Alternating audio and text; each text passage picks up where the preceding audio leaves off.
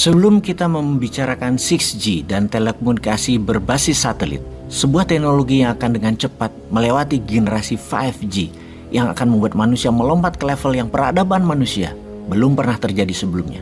Kita tengok sebentar ke tanah air. Kita semua pasti sepakat, di Indonesia terjadi perubahan cara mendapatkan uang dalam 4 atau 5 tahun terakhir ini. Yaitu jika Anda ingin menjadi triliuner atau multimilioner adalah bukan dengan dagang, tetapi dekat dengan pusat pemerintahan atau pejabat pusat. Masa 5 tahun terakhir ini adalah era di mana uang hanya berpusat di pusat pemerintahan dan beredar di kalangan elit dalam jumlah yang sangat besar.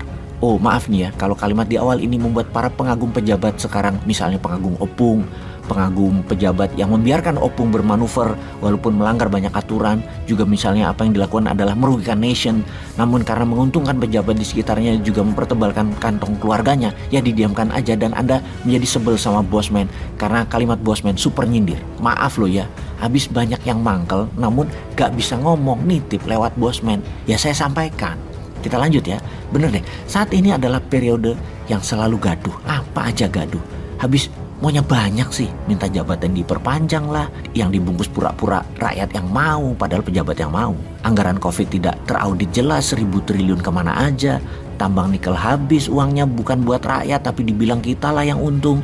Hutang menumpuk dibilang aman lah, dan banyak lagi. Bernegara selama ini menjadi tidak menarik karena bukan adu otak bersaing karya positif terjadinya.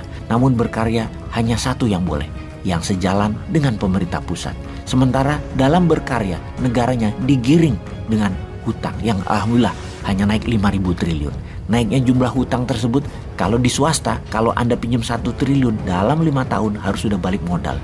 Ini pinjam 5.000 triliun yang harusnya 5 tahun lagi hutang itu lunas dan kita punya aset produktif yang menghasilkan 1.000 triliun income per tahunnya. Kenyataannya gak jadi hal yang produktif, hanya jadi sebuah rupa saja atau bentuk, namun konsumtif. Rasanya pemborosan lagi, karena membangun memang tidak sesederhana main Lego, bangun bangunan gedung gitu doang, enggak. Herannya lagi, hutang masih dibilang aman, masih dibilang bagus, masih jauh dibandingkan negara lain kok presentasi jumlah hutangnya dengan PDB nasionalnya. Yang kalau pejabat ngomong demikian pengen deh naikin jari tengah rasanya. Bos, yang lain memang utangnya besar tapi terbanyak pakai mata uangnya sendiri. Jepang utang terbesar adalah menggunakan yen, berutang pada lembaga sendiri. Tiongkok sama juga pakai yuan. Amerika apalagi ngutangnya pakai dolarnya sendiri.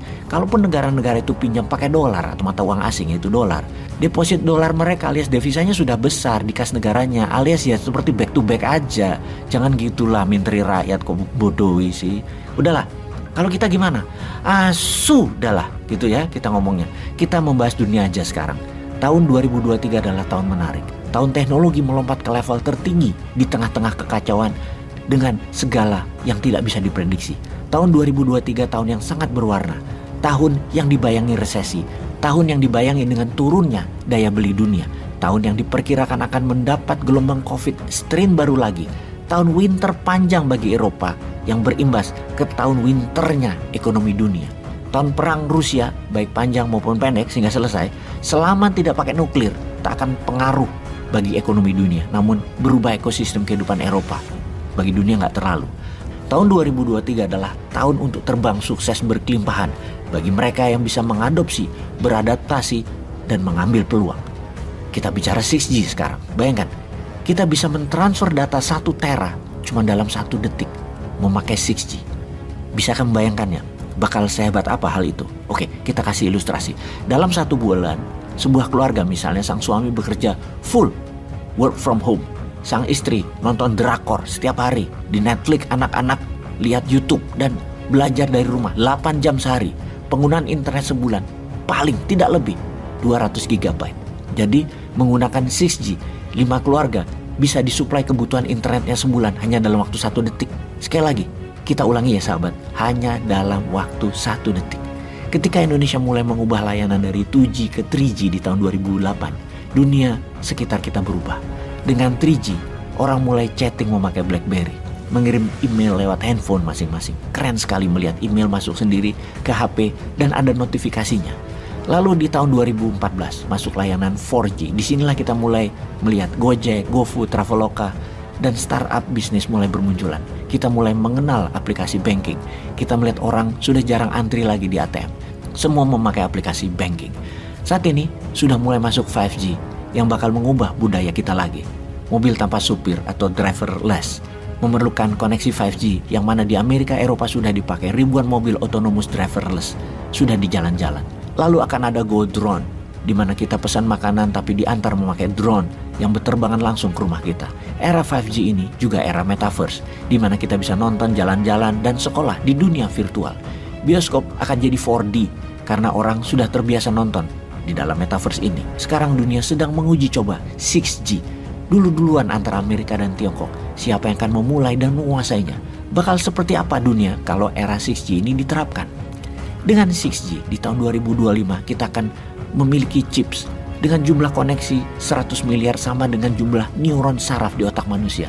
Artinya komputer sudah bisa berpikir dan belajar seperti manusia.